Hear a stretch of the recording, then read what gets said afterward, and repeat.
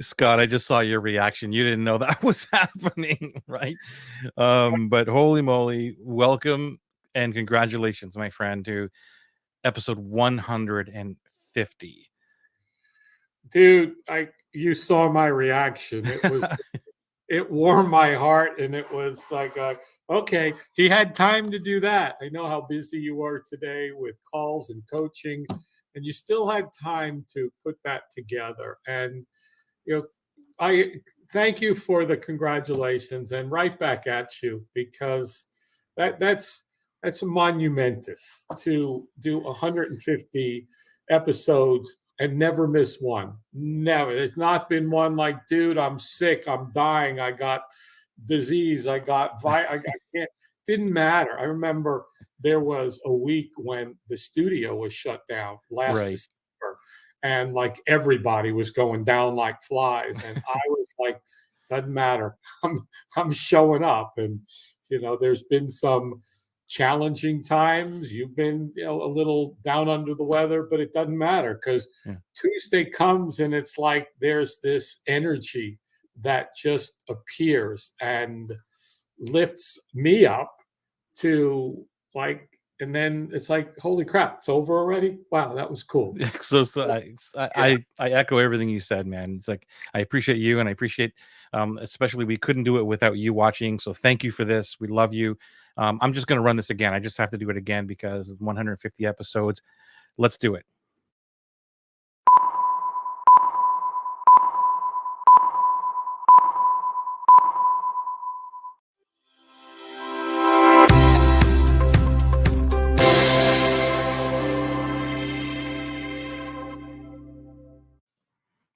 All right. There we go. 150 episodes. We are in this to win it. Just keep playing that for the whole hour. We'll just keep playing that thing. 150. What did I miss? Today, dude, I want to talk about like how to break up with our 80-hour week. And I was thinking about this just minutes before we went live, because I was gonna change up the topic, but I think we can incorporate it because it's important. And like, wait a minute, I can't change the topic because I just put it on the Facebooks, and not that we've not changed things before, but I think it relates, because when we met, this is like 3 years ago, maybe a little bit before that, but the journey really started for me in 2019, and where I was breaking up with my 80-hour week. And when I met you, you were just getting into your 80-hour week. So I thought this is kind of a really cool way to talk about our journey and whatever you want to reveal or not reveal or talk about during this whole transition. And now you're coming out of your 80-hour weeks, as far as I know. You're trying to get out of them. And mine have, like, they've been really, really good, and now they're kind of, I'm putting in more hours, but I'm doing it in a very strategic ways, like what I talked to Gio about, my coach, and to the whole group and my coaching tribe. I'm like, you know what, there's a difference between sacrifice and strategic commitment. And I think that's a huge thing. And what my mission in the world is, to stop people just from sacrificing the world, or sacrificing their life, I should say, is from their business, or letting their business take over their life, which is where I was for many, many years, 40 years almost of my life. And then I just realized that there is a way to do it. There are times, and you and I have just experienced this. As last weekend, we spent tons of hours writing and creating an offer and this and that, but it was strategically done. It was like, okay, well, you know what, I'm going to break the whole routine. This is what we're going to sacrifice this weekend, but we're not going to continue to do it every single weekend, every single week. And I find that happens in the entrepreneurial world way more than too often. So I want to talk about that. Well, I'm going to jump in right now, because I like what you said about sacrifice versus strategic commitment. I looked at the 3 days that we invested together in putting together an offer, and the system and the support and the strategy behind everything. We're not going to do it again next weekend, or even the weekend after, or even in January or February. We're going to go back and revisit everything we did and make a couple of tweaks for the next time we do it. And that's where the strategic commitment comes in, because It was, we made a choice to spend that much time to put it together for future us. And so to me, it wasn't a sacrifice. It was a strategic commitment Right. because we did spend, like, I think Sunday night, I was here till midnight in the office, and I don't ever do that. Yeah, Like, it was epic to see you like that was late and you were tired. Like, you know what, dude, I'm going home. And so it yeah, was like, yeah, well, we finished it we at did, we midnight. did, we It was, I'm yeah. staying here until this is done, and I want to give credit to Jason Fried because yeah, this whole week, my book this week was it doesn't have to be crazy at work. I'm just looking at it on my other monitor here. And it's just totally re-inspired me again to again just like simplify even more of my life, pull more out of my life, pull more out of the things that I teach, not because I don't want to teach it, to make it simpler for everybody else to get the results and things like that, and not overcomplicate things. So this whole episode, I'm going to be looking over at my other monitor just to pull ideas from that book because I think it's just epic. If you, I recommend everybody read it. Props to you, Jason, that we're going to be talking all about that. Um, so let me just look at a couple of different. I was going to take some notes and put them down, so forgive me. Today's been one of those heavily invested days, which I totally love. Had a lot of great breakthroughs happen, and I don't know about you, but for me, I realized today, like it kind of cemented today for me the work that I do with people and the clarity and all these things, and I guess my gifts or whatever, but how it makes me feel when I actually see people have a breakthrough. And it happens a lot of times very quickly. Like I'll say one thing and it'll be like you can just see the light in their eyes just go from dark to like holy crap. And it and I feel this visceral feeling in my body that just happens. I'm like, wow, I actually did something for someone else and was able to experience it. And I think that, and I totally today, for some reason, I don't know what it is. I've known it, but today I realized that that's part of just what I live for. It's part of breathing for me. yeah. And I think that that's really important for anybody to, when they look at their business, is how can I live in that bliss every day? And what is that for me? Does that spark any ideas for you or thought? Totally and completely. I've been on some coaching calls myself this week, and when you can do that, that one little thing, holy cow, that's amazing. I'm not going to say that's brilliant because I don't use the words that I am brilliant. I just, when you do something enough times, when you've had enough experiences in what we do, and somebody's in a situation and you're like, okay, well, if you did this, then it'll make your life real easy. And they're like, holy crap, we happen to have experienced, done it. We put in the effort and time over the years in the study, and we've gone through it. So, as you say, somebody doesn't have to. You don't want them to go through the struggle, unfortunately, that they're going through and gone through in order to get to you. And then when you open their eyes and they go, holy, that just makes so much sense. It's kind of like part of the chain of beliefs when they're like, yeah, I believe that now. And it's like, wow. Yeah. So, yeah, Right. again, yesterday I was on a coaching call, and something I helped somebody do that I've done over the years that had to do with a live event that I've done so many of them, and I know what's going to work. And it was a simple idea that, like, was sitting here, and I shared it, and they're like, oh my God, you've just made it so easy in doing that, only because we've done it. And that's what brings me bliss, joy, and happiness, is when I can take my gifts, my intellectual assets, and share them with somebody because I've been able to do it. I've gone through. Again, it's the journey. It's the connection pieces. I've already done this, so you don't have to. We've done 150 shows and talked about all this stuff, so you don't have to. Joey's done all this and read all this and experienced it. You don't have to.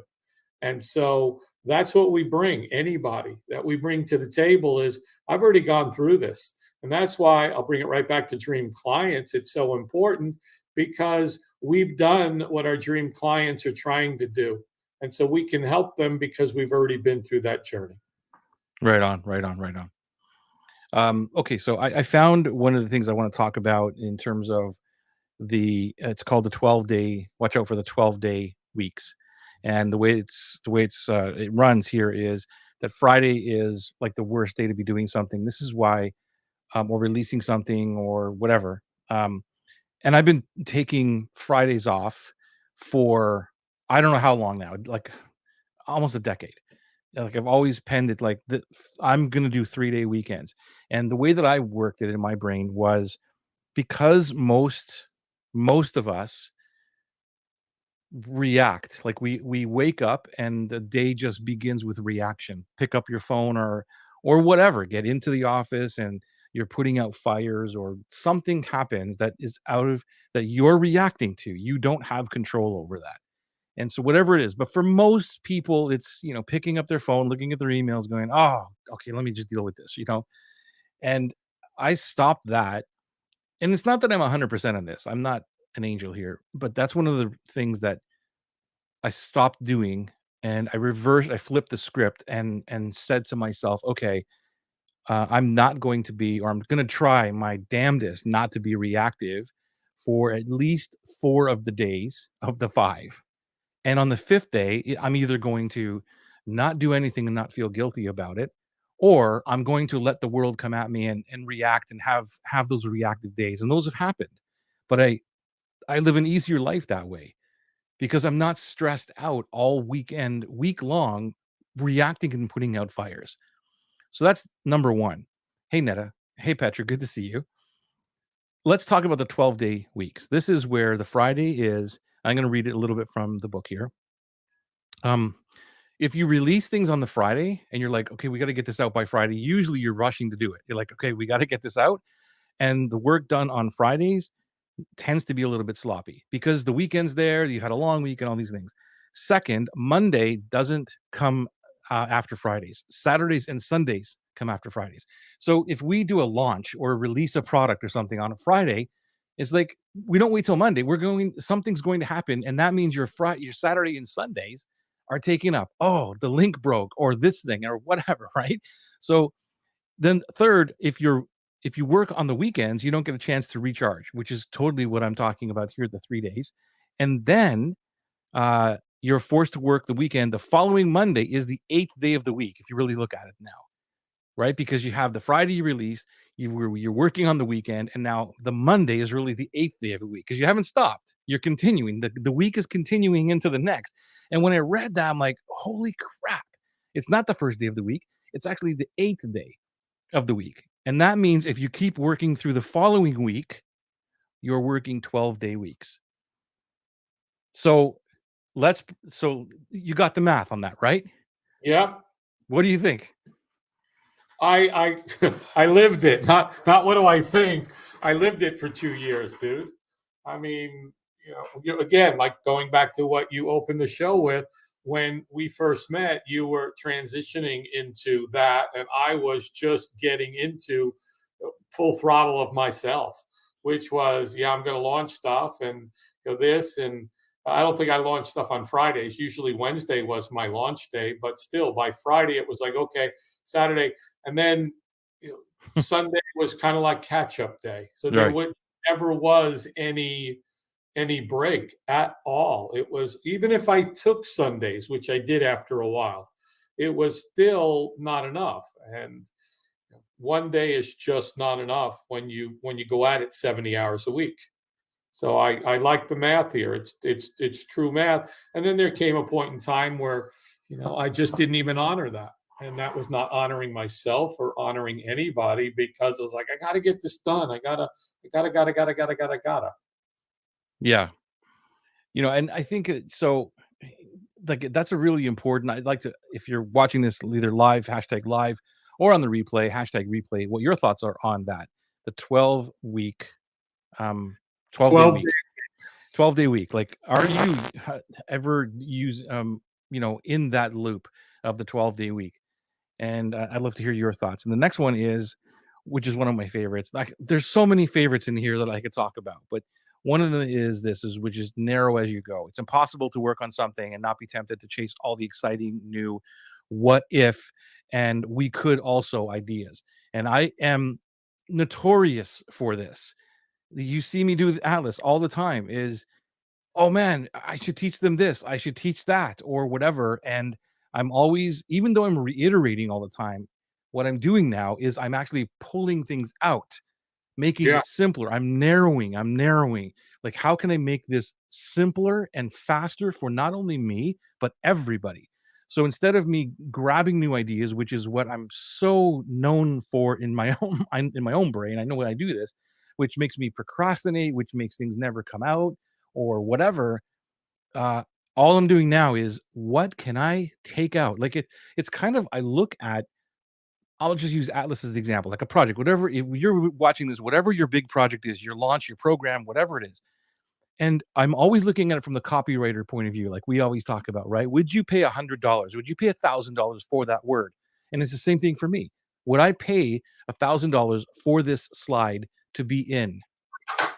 So I'm always taking stuff out, narrowing down because we could spend like the weeks of like 6 weeks doing something and then it's like, well, wait a minute, what if we do this? Well, that 6 weeks now turns into 12 weeks.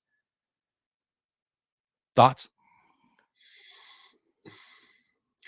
It goes back to your simplification, Joey. What can I pull out? What can I pull out instead of, what if and what we could also do this and also do this is perfecting the one thing and making it simpler and better and easier and more efficient, more effective, rather than, well, I can add this and I can add this, and I think that's the biggest thing I see and read a lot is, well, I got this and I'm going to add this and I'm going to add this, and this instead of, do I really need this? How do I get rid of this?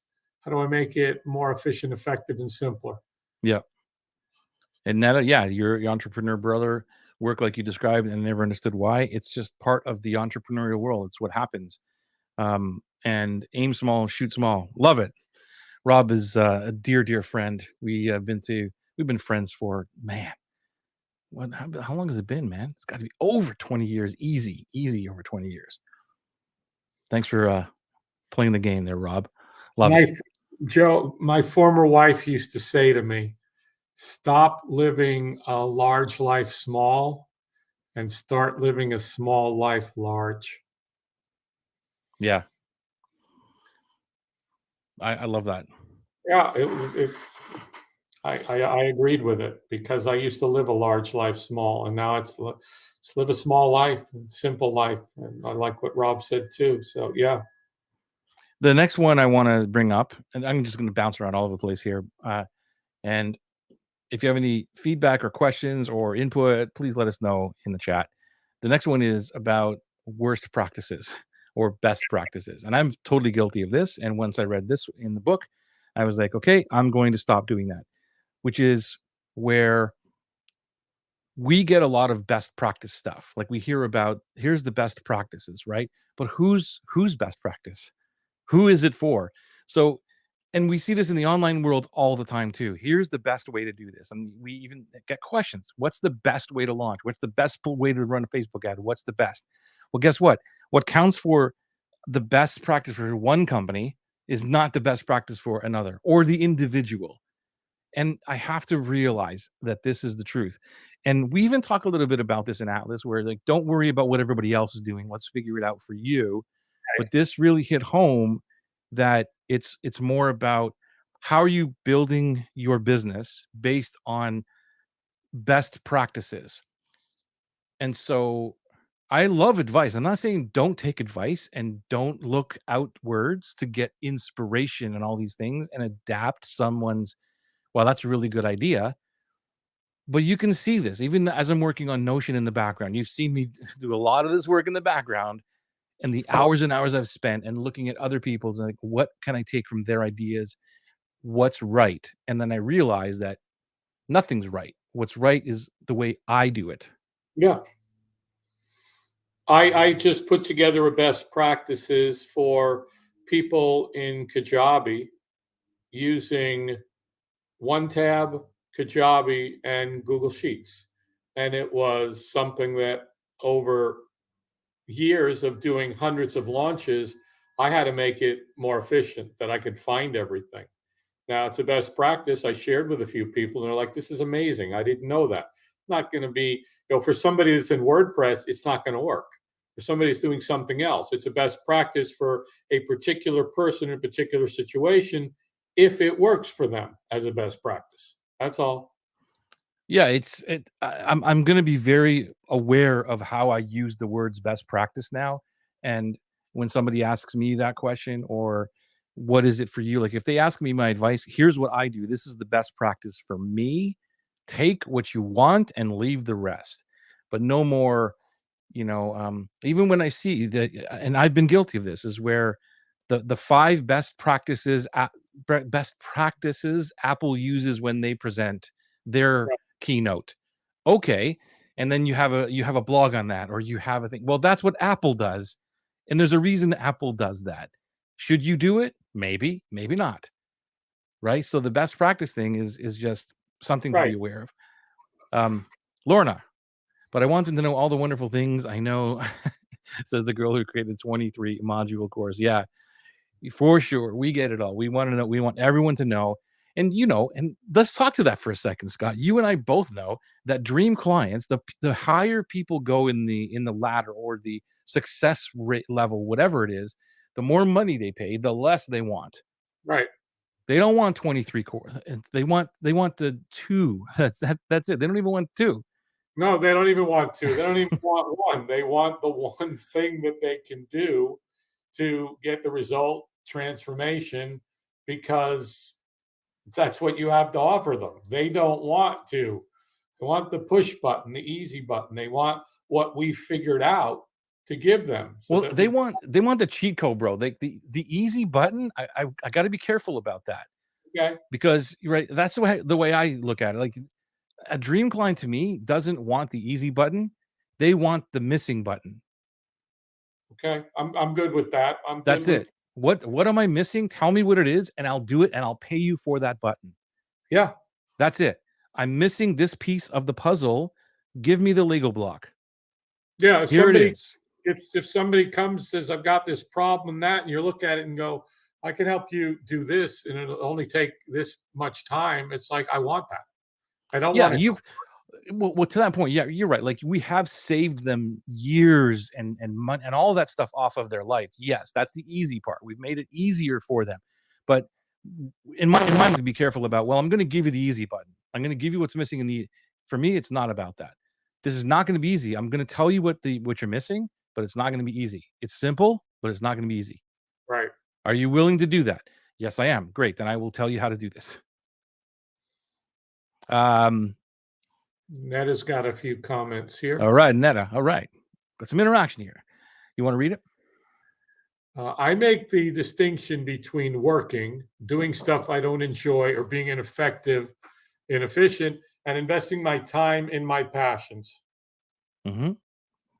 Yeah, that could be a way of doing it, which is why I love building a business based around your superpowers and the stuff that you love. I never am working, never, never, except for when I'm doing the bookkeeping, I guess, and stuff like that. So you're right, Netta. The stuff that I hate doing, which is what you hire other people to do. So get rid of all of that stuff, and then only all of us need to be doing the thing that we're great at. That's it. That's how you build an epic life and get rid of everything that sucks the life out of you. And that's the mission. Every month, we need to be removing something that sucks the life out of us, so that we're only doing that. At the end of the day, at the end of the year, 2 years, we are only in our superpowers and showing up with that. And I think I'm really close to that. There's still a lot of stuff that I do that I suck at, and I hate it, and it drains my batteries. But I'm looking to hire people to do that. But I'm every day I wake up and I'm pretty much step into my superpowers and do that all day long. Joey, one of the things that I admire about you, amongst many things, but this is one of them. You read, you distill, you decipher, you digest, and then you figure out what is the best thing to do with this. You read this book and you said, "Okay, bro, you got to read this book." So I'm going to read this book. And then you look at it and say, what can I take out of this book and how can I apply it? Not just like, yeah, that was a great book. Like we unpacked the practice for a few weeks for a while. Yeah. And that, part of that became you have to qualify to get into my world. You have to jump through some hoops first, which kind of became the foundation of the email sequences that I write now is, you don't just get to come in and hang out in the tribe. You kind of have to qualify. You got to jump through some hoops. And that was when you take things and implement them. And that's what you do is you take these things and figure out how's it going to make future Joey's life better, and then you implement them and then you share them with other people so that they can do the same thing. Right. Thank you. Thank you.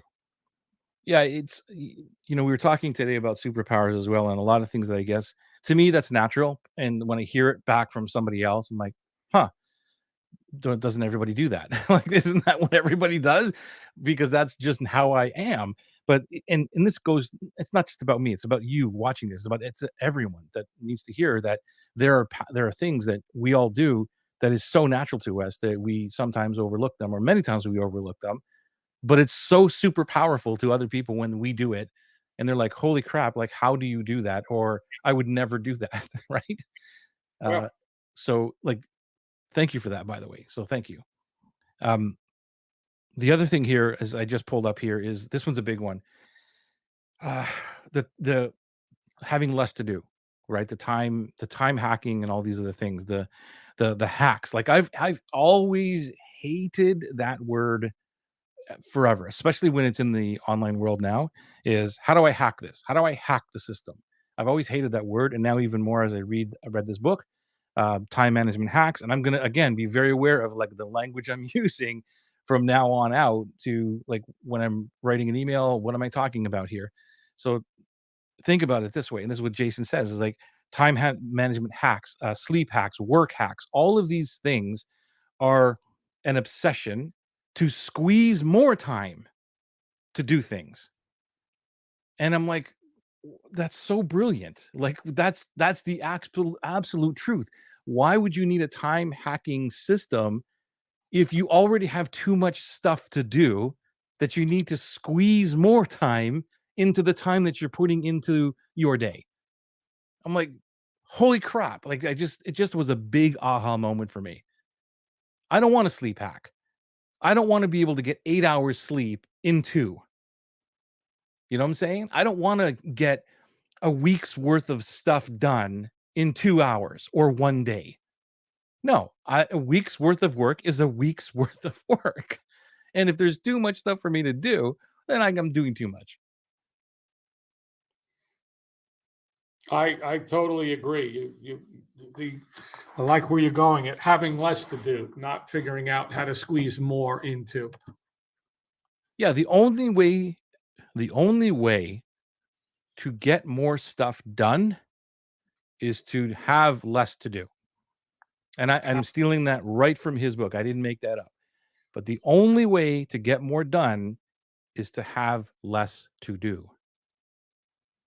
And I told you that in because of this whole shift, in the last couple of months doing Atlas and all the things I've been building out, I've never in my entire business career, which has been over 40 years, have ever been able to say, I have too much time. I don't know what to do with.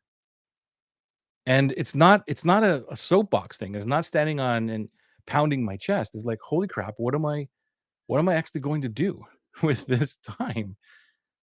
Because I've been so in this cul-de-sac of around and around and around, 80 hour, 80 hour, 80 hour. My DCs want guidance and accountability and insight, not modules and videos. Right on. And yeah, the bookkeeping thing is who's a bookkeeper? Who can help us out, Nana? We need a bookkeeper.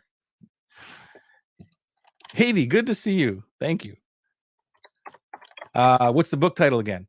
The book title is what's it called? It doesn't have to be crazy at work. It's a very, very easy read. The chapters are nice and short. I just love it. It will just open your eyes.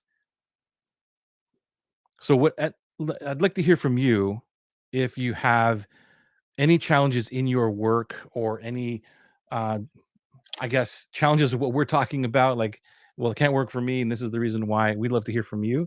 Or if you want to ask a question, some insight, anything like that, that would be great. And if you are a heart-centered entrepreneur, we would love to have you inside of our group because it is one of the best groups, if not the best, on the internet right now with some amazing humans.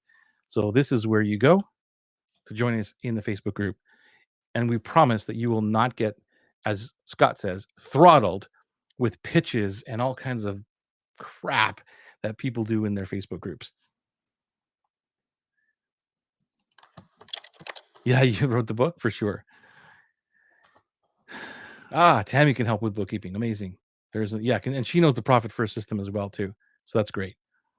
So Scott, talk about your journey. Let people know as we started this off. Like I said, when I met you, I was on the beginnings of reducing my 80-hour weeks, which is pretty much there. And then you were just on the cusp of building your 80 hours a week without knowing it. So you want to Yeah. talk to that a little bit? Yeah. When we first met, I was helping build brands and design funnels and write copy for just a few clients. And it was a few hours a week. I had a team of people. I had Tabitha, my project manager. I had different people doing Kajabi builds. I architected, I put it together. I wrote the copy and I oversaw everything. And I was playing with videos, and the fellas that own the video software that I was using were waiting to launch something. Long story short, I ended up getting into partnership with them, and because like they asked me for help, and I made a really bad decision a few years ago, and that decision was to go all in and just basically put everything I had, time, resources, money, into building this software company.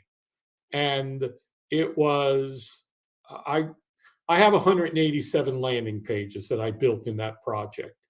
And I've launched over 100 products and 5 pieces of software.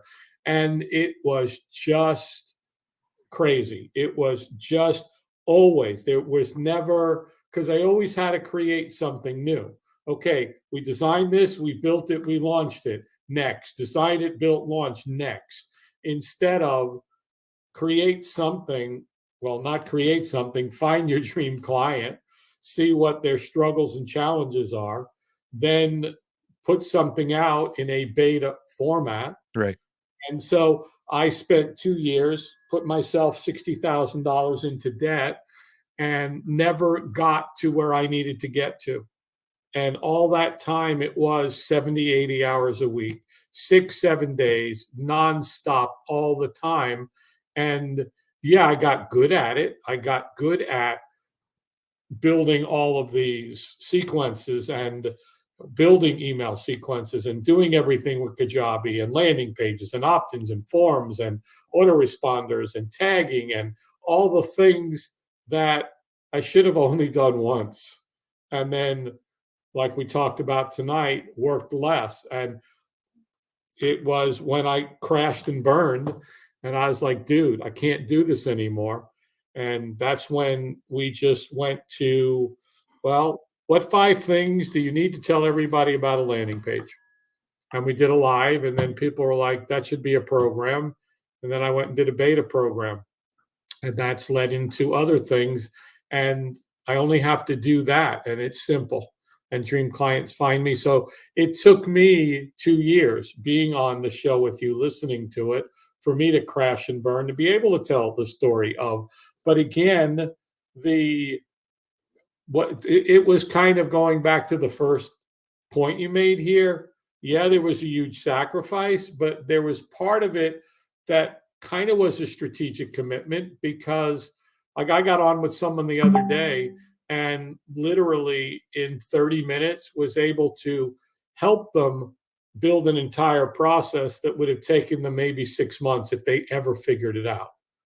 But again, my life was not my own at all. Well, And okay, so I'm going to challenge that.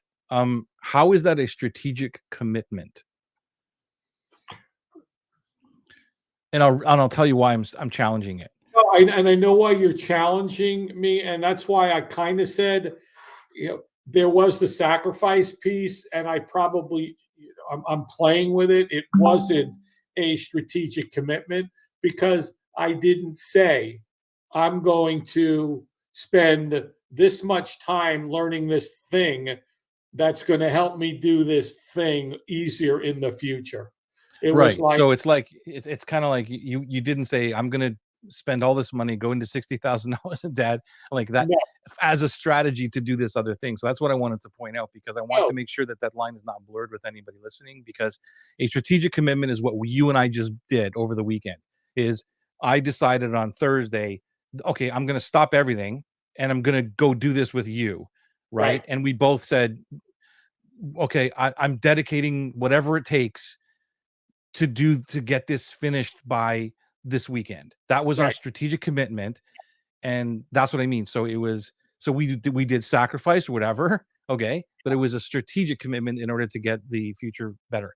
But in the case of if you and I just did that over and over again every single week for 2 years, and then we're like, "Oh, you know what? I can help you write copy in a day because I've been doing it for 2 years." But we that's not a strategic commitment. That's a um yeah, that's a gift or it's learned experience because of the sacrifice that we didn't intend to do. Does that make sense? makes total sense. That's how I look at it. That's what I mean by sometimes or a lot of times, bro. Like this is I'm very aware of people sacrificing their life and they think they're not sacrificing their life. And I'm like, you're sacrificing it Yeah, and you think that you're and you actually say it. You say, "Well, I'm going to sacrifice for a year or 6 months to make my life better." But they don't but even though they're aware of the sacrifice, okay, they don't strategically commit because of all the stuff that is rabbit holes and distractions and no focus and all these other things. So you're not strategically committed. You might have said, "Well, I'm willing to sacrifice." But what you're actually doing is if you're not focused and on the one thing and doing that, and then you get pulled away or you do these other things, that's distraction and that's just sacrifice, even if you learned something from it. right. Right? Okay, Uh, cool. No, totally agree. Yeah. Uh, it's, and Kevin Hogan's wealth accumulation system, it reminds me a little bit of that is what are you willing to commit to that will help you? Not, I got to keep doing this to get to the end. And once I get this figured out, everything will be fine. That's different than here's what you gave as example. We're gonna whatever it takes. Didn't matter. Whatever it took to get it done by Sunday night, which was a lot of hours, and then till midnight to finally say, what else do we have to do? Nothing. We're done. Okay, good. And as we talked about, we can run that as many times as we want with some little tweaks because everything is done. We don't Yeah, have to. there was that's you're exactly right. So that was like a repeatable system that we could a little bit of tweaks, a lot of hours in the front end, less on the back end. Right. Yeah. Where what I was doing was, even though it was a system, I had to rebuild it every single time because it wasn't the same thing. It was launching the different thing and building a this instead of just, Mhm. duplicate, clone, next, go. Yeah, and it's kind of like we all have these stories. We all have the here's where I came from, here's what I did, here's what I sacrificed, here's what I lost, whatever, and then we tell that story, and that's all great. It's something that's part of our journey, but it's not something where we strategically committed to do that. My 2016 to 19 story is just part of like, okay, let me tell you how I got here, but I didn't in 2016 say, here's what I'm going to do, right? It Right, was like I didn't say, I'm going to do all this, get really, really depressed, and cry every single day for the next 6 months in 2019. I didn't do any of that. But right, when I look back at it and go, well, I'm really glad that happened. So that's a different set of skills that came from that sacrifice, which I will never do again because now I know that going into the future or anything that I do every single day, as soon as my heart and head begin to fight, I say, shut up here in the brain and I follow my heart. So I learned from that experience, but then I can strategically commit because to be, whether you know this or not, and you probably do know this, this whole thing that we just did was was from my heart. Like Yeah. my brain said, this doesn't make any sense because you've got all these other things to do. Yep. The logical thing is you need to go finish these things. But Yeah. I listened to my heart. And I'm not Yeah. trying to blow smoke up your butt or anything like that, but just to No, make it a point in the context of zooming out, of making that choice based on the crap that I went through in 2019 or 2016 to 19, those 3 years of going, nah, it kind of makes logical sense. Maybe I'll just listen to that. yeah. Well, and again, Joey, what you're saying is we've been 150 episodes. We've been for 3 years now Yeah. talking about let's do something together. Let's do something together. Let's do something together. Besides this, let's do and we finally was like, yeah, let's do something together. And you're right. It was, logically, you could have said, dude, it's the holidays and this, and I got Atlas coming up. But you mentioned a couple months ago, like, I think I want to get right marketing copy out again. Yeah. And, we weren't even talking about doing it together.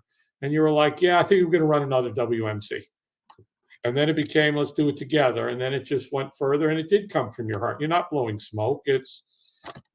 Yeah. It's all done with love. So all good.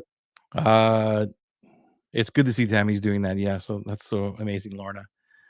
I don't know who this is. Finally being able to catch you live. Can you That see who is that? Rebecca Joe Rushdie. All Or Ro- right, Rebecca. Yes. Nice to yeah. see you here. She is in, I think, Malaysia. Did I get that right? And she's like, the times are all off. So Oh yeah. she's an Atlas. She's an her and her husband, just amazing, amazing people. Everybody in Atlas is so amazing. And so Joey. she wasn't on the last couple of calls because she went there. Yeah, you explain it. That's it. So you explain it, Rebecca, because I don't want to take the words out of your mouth. Like, I don't know the whole situation of why you're in Malaysia, but I know it's, and you Yeah, can't join us on the calls in the last couple of ones, but we'll see you back there. Joey. I want to. You mentioned something about Atlas, and I want to make a really important point here, which kind of supports everything that we've just talked about. And Lorna pointed this out on the last Atlas call, is the transformation that people are making in the final weeks of Atlas. And not saying this is like the best group ever, like kind of you hear a singer go, this is the best audience I've ever had. I'm like, you say that every time that you Right. have the best audience you've ever had. But what I want to do is say the reason where I think you can truly say that and why Lorna said that is you use this word a couple of times this week, and it's curation. And it's going back to doing less, having less to do, and focusing on who actually gets in. Going back to what I said earlier about Seth Godin's practice is, do you really deserve, and again, don't take this as conceited or grandiose, but do you really deserve to be in my tribe? Are you deserving of my time? And again, I'm not saying that as like, look at me, I'm too good for you. Right. No, it's, are you going to do what I tell you to do once you get in order for me to help you? And if not, then why waste time? Yeah. It just, they come to us, as Netta pointed out earlier, they come to us for our guidance. And if we can, in the beginning, qualify those that are truly going to listen, then everybody's life gets easier if they just go do it. And then we work less, and we don't have a 12-day work week. We have a 4-day work week. And we don't have the what ifs and the what could be's also, because we're focusing, making it easier. So I'll use that word curate again, is as we move through the processes, whether it's Atlas or WMC or Dream Client Connection or whatever it is. And even if you're just in the group watching, and you start to really qualify people, instead of let's get 10,000 people into the top of the funnel, and hopefully this number of percentage will open the email, and then this number will click, and this number will convert, and this number will go to the upsell. Instead of doing all that, it's, well, what if I got a handful of people who will pay what they need to pay in order to get the results that I know that I can help them with because they're a dream client and they're willing to do what it takes. So I just wanted to throw that in there because when you curate properly in the whole process, then these things actually become easy to implement. But I couldn't read this book a year ago and break up with the 80-hour work week. Right.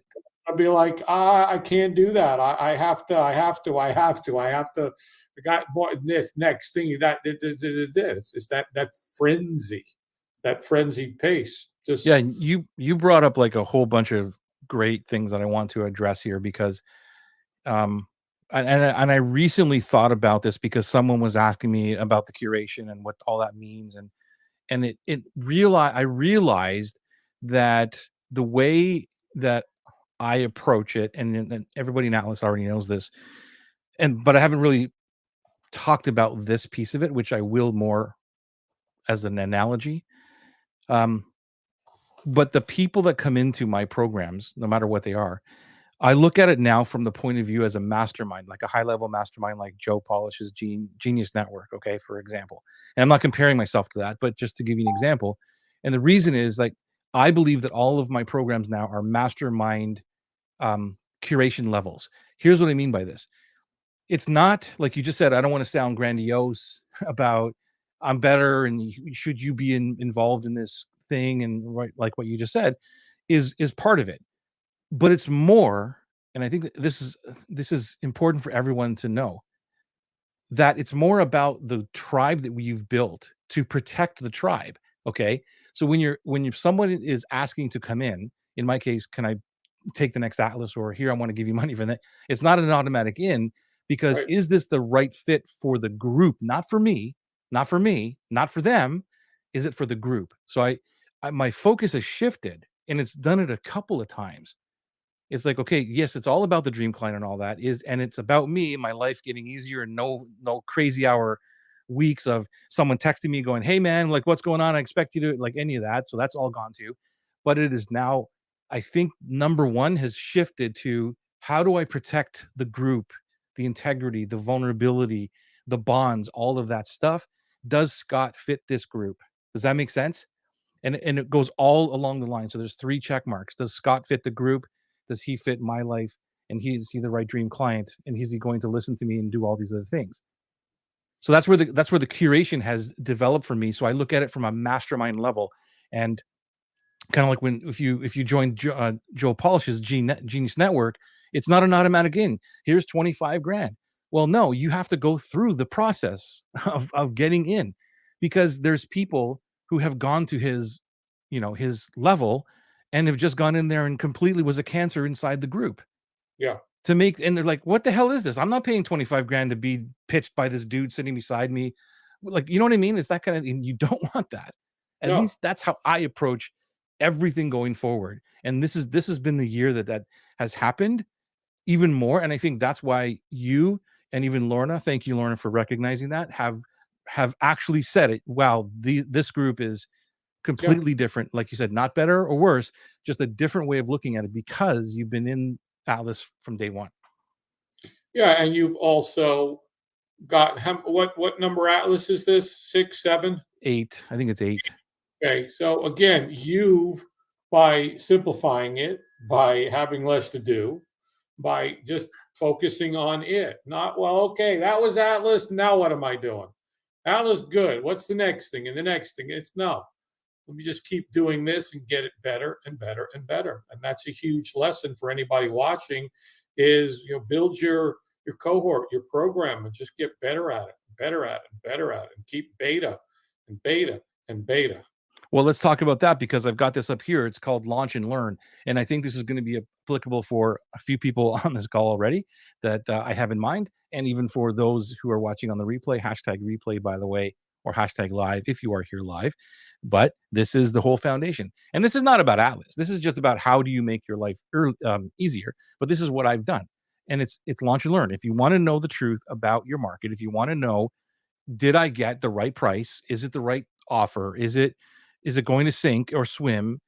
Is the only answer you're going to get, no matter how much you ask other people, is the market will tell you, Mhm. and you have to launch it. So I know that there's people listening to this right now who have been procrastinating. Is this right? Is that wrong? Should I be doing this? Should it be that? Should it? And when I did Atlas and even WMC, remember WMC was like, I don't know. Here's what I think the thing is. I'm going to put this out, and if anybody buys it, fantastic. Let me see if that's the first thing that happens. So if you want to know the answers to any of the questions you have about your product or your business, you have to launch it. And I'm not talking about perfection. I am talking about get it out. What was the thing yesterday, Scott? Oh, no, no, forget it. I don't want to spoil that. That'll be an open loop. But even Yeah. today, the coaching call for my coaching that I'm in, we were in breakout rooms. And again, I had two people who were talking about, I need help to get out the program. Like I'm just what do I do? How do I make it? One person, how did she say it? It was like dolled up or something like that. How do I make it like, and I'm like, you don't, Right. you don't doll it up right now. You get it out as fast and dirty as possible. And two of the people, that's what I'm talking about when I started the show. Like I saw the breakthroughs happen just by those words. I saw the breakthrough, and it was just so enlightening for me because it broke them free of that perfectionism and the procrastination of like, when I get it this way, when that happens, then I'll be able to. Right. But when I get to this point, then I'll launch it. When I have all this stuff done, I spent 6 months 4 years ago building a whole bunch of programs, and I went to launch them, and then I was like, "Wait a second, something's wrong here." I spent all that time rather than, "Okay, I'm gonna, get a bunch of people together and do this thing to see if it even makes sense. Who's in?" That makes so much sense. Well, here's another one. This is again from Jason, and I live this every day. Is about the product, which is you can ask potential customers what they would buy or what they want. You can ask them all day long. You can do surveys and say, "What would you pay for this?" And they'll tell you what they'll pay for it. But it doesn't mean anything. It doesn't mean anything until you put the dang thing out and they actually give you the money. But Yeah, I've been there. I've been in the survey mode for years trying to get it right. Let me ask them what's the challenges, and there's nothing wrong. You know me, I'm a data geek. I love that stuff, the conversations. But there comes a point, which is not a long time, to actually just put it out and offer it and yeah, adjust it as you go, because the customers, it's vanity data. Like, so now I'm so aware of this and I hear it all the time. This person told me they're going to do this for me and da da da. I'm like, that's fantastic. Did you put the offer out, or did they do this and did they follow through on what they told you? Well, no. And there's also those other excuses, right, or it's, well, the customers told me this and then I built the program and now they're not buying it. What kind of funnel do I need? Well, yeah. it's not that funnel, right? Well, goes right back to what you just said. It's putting it out there. We talked about it, I think, the other night. It was like I had one client say to me, "Let's build it while we fly it."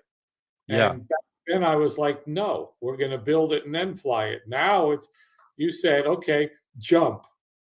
Okay, I'm going to jump off the cliff and go, let's see, what am I going to do here? Do I have to Right. build a plane? Do I need wings? Do I need a spring? Do I need a parachute? Yeah. That's the only time I'm going to know is when I'm falling.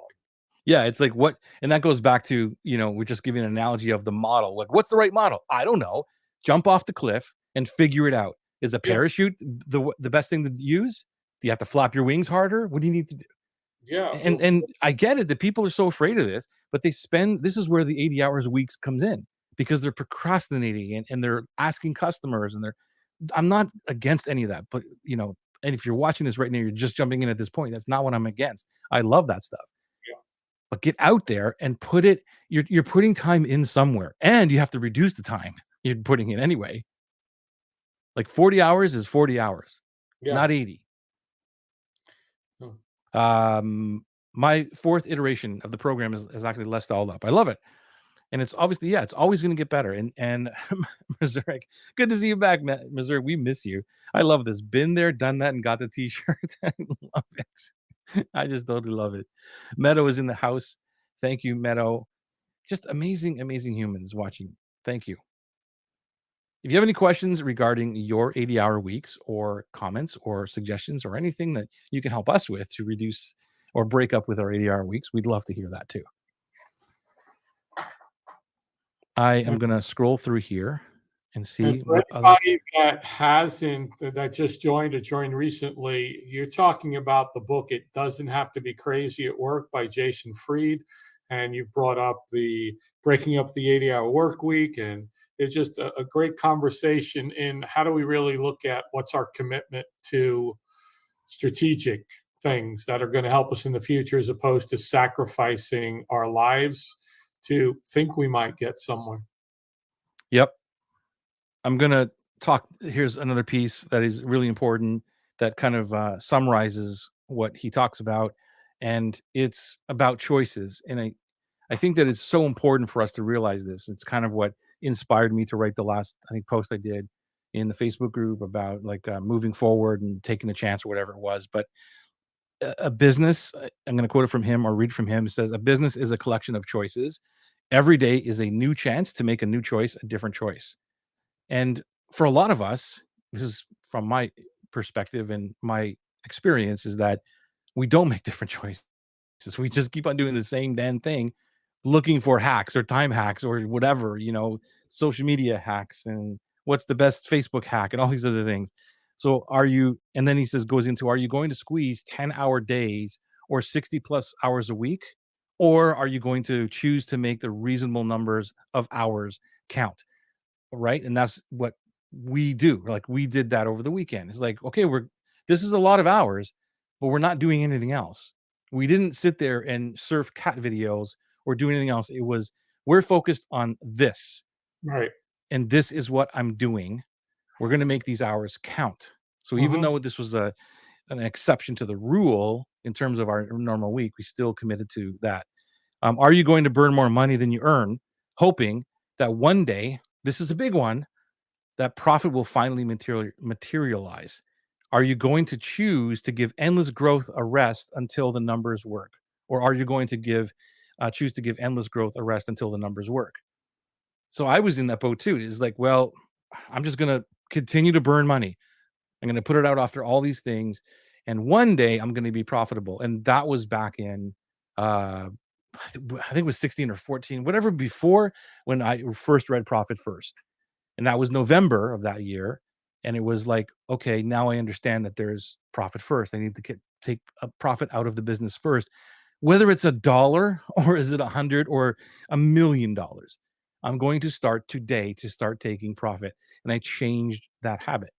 Mhm. So if you're listening to this, you can change the habit of making the choice tomorrow when you wake up, whether you want to work that 80-hour week continuously or not.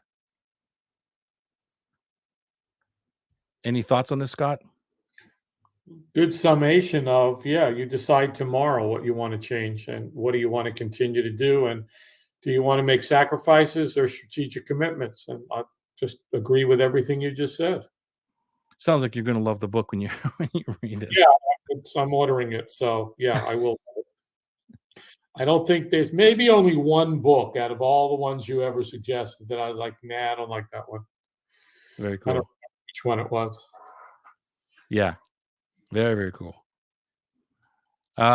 So that's it for today. I mean, I can go on and on about this. I mean, the book is overly highlighted for me. I'm just scrolling through it here on the side and just looking at it and go, wow, there's so much here we can talk about. But I think it's more about, what are you willing to do to build the business, which is fantastic because I love commitment. I love um, belief in all these things, but it doesn't, like Jason says, it doesn't have to be crazy at work. And for the 40 years of my life, it was crazy. I've watched you, Scott, unfortunately, been crazy over the last 3 years, or pretty much since I've known you. And it just kills me inside to watch it. I watch everybody else do this. And if I could wave a magic wand for everybody, it would be to stop that immediately when I see it. It's like, you need to stop this. And if I could change their mind like that, I would, but I just can't. So by talking about this out loud, that maybe it'll stop somebody in their tracks now, wherever they are, doing the 80-hour weeks. That's why we do what we do. If it can help somebody with one thing, then it's been worth it. 100%. Perfectly on time at the top of the hour for episode 150. Thank you for being with us all of these episodes. We're not going anywhere. You're not going anywhere, we hope. We hope to see you back for episode 151, which is next week. And then we'll be close to Christmas, I think. Yeah, whatever it is. Thank you for being here. And we appreciate you, Scott. I appreciate you. I could not have done this without you. Thank you. Thank you so much.